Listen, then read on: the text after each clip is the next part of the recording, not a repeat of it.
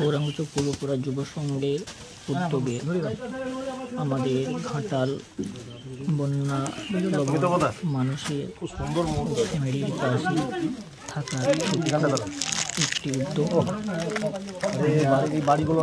আমাদের সাধ্যমতো এসেছিলাম,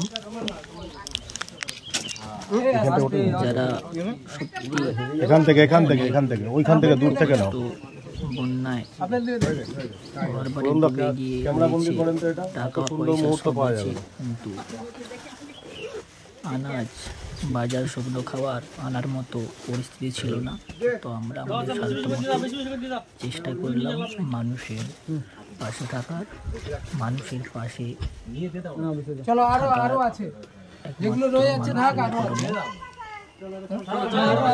দারুণ কাজ করেছেন ভাই আপনারা, মুড়িটা রিটার্ন এনে দারুণ কাজ করেছেন।